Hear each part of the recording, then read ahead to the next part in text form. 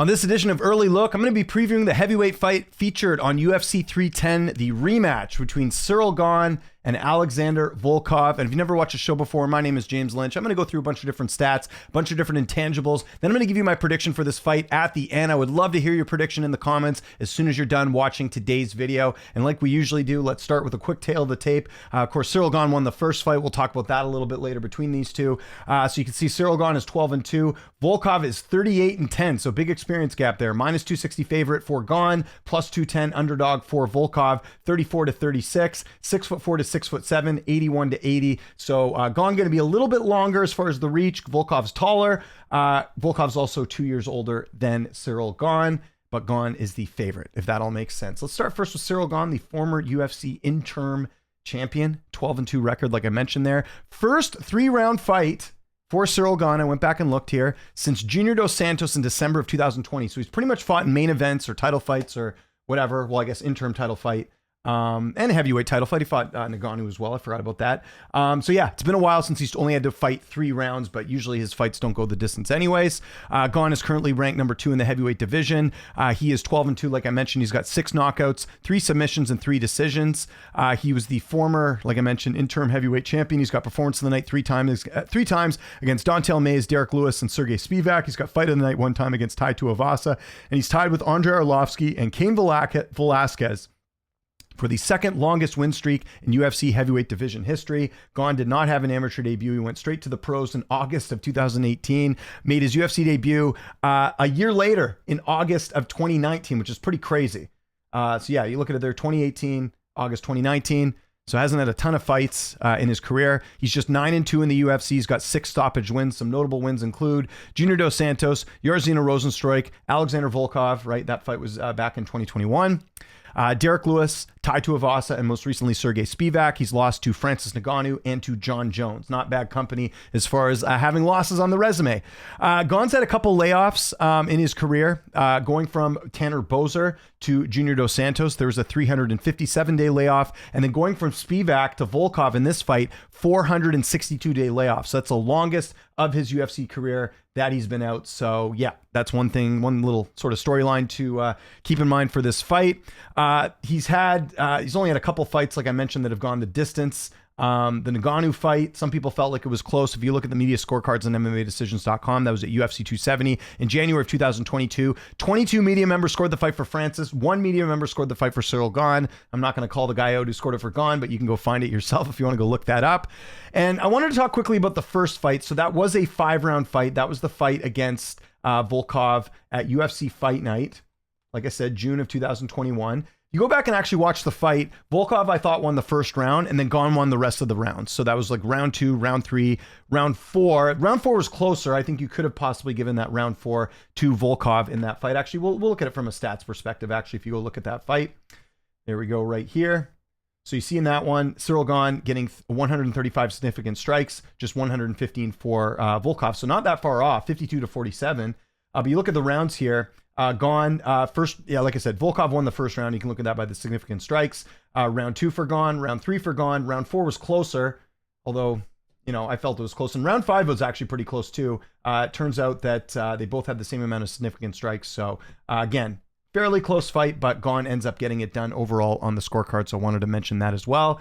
As far as Gane's UFC stats overall, you look at it there, significant strikes landed per minute is 5.49. His striking accuracy is at 60%. His strikes landed per minute is 2.19. His striking defense is at 63%. So Gane actually doesn't get hit that much. His takedown average is 0.58. Don't see him do that. His takedown accuracy is only at 21%, and his takedown defense is at 50%. I'm sure it didn't help when Ngannou and John Jones took him down. And his sub average is 0.5. And obviously Gane more of a striker than a takedown guy. So that's pretty much everything you need to know about Ciryl Gane as he fights Alexander Volkov in this rematch. But let's go learn everything we can about Alexander Volkov, his opponent, and everything he's been up to since their first fight. So Alexander Volkov, like I mentioned, 38-10, 24 knockouts, 4 submissions, and 10 decisions. He's currently ranked number 3 in the heavyweight division. He is 36 years old, 6'7" with an 80-inch reach, so he's 3-inch taller in this fight. He's the former Bellator heavyweight champion. He's also the Bellator Season 10 heavyweight tournament championship winner. He's also the Bellator Season 7 heavyweight tournament championship winner. He's got fight of the night 1 time against Stefan Struve, and he's got performance of the night twice against Fabricio Verdum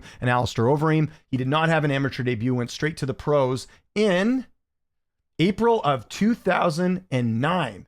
So he makes his pro debut almost like 10 years before or 9 years before Ciryl Gane did. Something to keep in mind.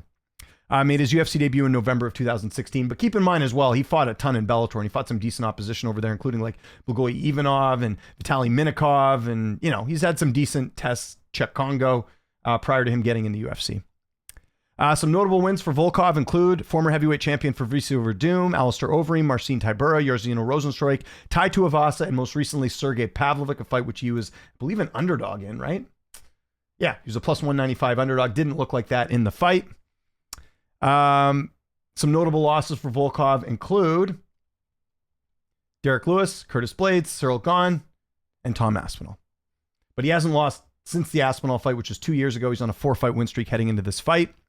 He's only had one layoff in his career. If you go from the Derrick Lewis to Greg Hardy fight, there was a 399-day layoff. Outside of that, though, he's been fairly active, and he's already fought once this year already, and then fought last September as well. He fought 2 times in 2023. This will be his second fight this year as well. Let's look at his stats. Again, Volkov hasn't any major injuries or like any controversial decisions or anything like that. His stats are very impressive here. If we look at Volkov, 5.13 strikes, significant strikes landed per minute, 57% striking accuracy. His strikes landed per minute is 3.00. His striking defense is at 55. His takedown average is 0.45. His takedown accuracy is at 63%. His takedown defense is at 73%, and his sub average is 0.2. If we look at the odds right now, Gane is the favorite, almost 3, or he is 3-1, minus 310, minus 350 around there. So big favorite here over Volkov. Part of that, I'm sure, is the fact that he has the win the first time. And then if you look on Tapology, it's a little bit closer, although not too much. 62% people picking Gane, 38% picking Volkov. Okay, this is a tough one. Very tough one. I'm going on a bit of a limb here, and I may get some pushback on this, but I'm actually going with Alexander Volkov in this fight. Now, here's the reason why. A couple things. So, first and foremost, how does Volkov win? I think he wins the decision here. I don't think he finishes Ciryl Gane. He doesn't have the submission ability that John Jones has. We saw, Gane be able to take a few punches as well, like we saw against Ngannou. I don't think Volkov has that type of power. So I'm leaning more decision. So 63% of Volkov's wins are by KO or TKO. Don't think that happens here, like I said, because Ciryl Gane's never been knocked out. I think actually if it stays standing, I think it's fairly even. And even like the first fight suggested, fairly even as well. Volkov's won 26% of his fights by decision. That's more than his 11% wins by submission. I think if Volkov is going to finish, submission would seem likely just because Gane has a weakness on the ground, I'd say, but I don't think Volkov does that. And like I said, Volkov doesn't have much of a ground game. The thing as well is I've been really impressed with Volkov's activity, and I think he's just looked really good. I mean, he fought a really good power puncher in Sergey Pavlovich, was able to, take care of business there, submitted Tai Tuivasa, beat Romanov and Rozenstruik, finished Rozenstruik in the first round. I think honestly, since their first fight, he's looked very good. Outside of that one loss to Tom Aspinall, he's looked fairly good. And like I said, very active as well. I am very concerned about the layoff for Ciryl Gane. And the other thing with Gane as well, or with Volkov, and we saw that in the first fight, Gane wasn't able to knock out Volkov. Volkov's actually pretty durable for the most part. If you look at his last knockout loss, it was in Bellator, I think, right? Yeah, that was the Minikov fight back in 2013. So 11 years ago was the last time that Volkov was knocked out. I don't think Gane's going to do that. So kind of what I'm basing this off of is I think this is going to be close like the last fight. Like I said, Gane won the last fight, but it wasn't a fight where, Volkov was close getting finished, or I think there was any like 10-8s. It was just a Gane outstruck him basically in the fight. But you add in the fact that Volkov, I think, has improved since then. Kind of an eye test on this one. I think Volkov has looked a little bit better. And also, Gane's got, like I said, like the longest layoff of his career. How he's going to handle that coming into a fight like this, I think that favors Volkov for sure. So I'm expecting a closer fight again. But like I said, I think the fight will go the distance. I might even play the fight goes the distance prop, to be honest, because it's only 3 rounds, right? They don't even have to worry about a 5-round fight. I doubt Volkov's getting him out of there in 3 rounds. And I think for Gane, if he was to win, I don't think he's going to knock out Volkov within 3 rounds either. He's not going to submit him, obviously, and I don't think Volkov's going to submit him either. So again, I'm expecting a close fight. I will be betting the over. I will be betting the fight goes the distance. But I will be taking Volkov. And I just think as well, these odds are way too far off here. Like, I get that Gane won the first fight, and I get that Gane's only lost to Jones and Ngannou, 2 of the best heavyweights in the UFC ever.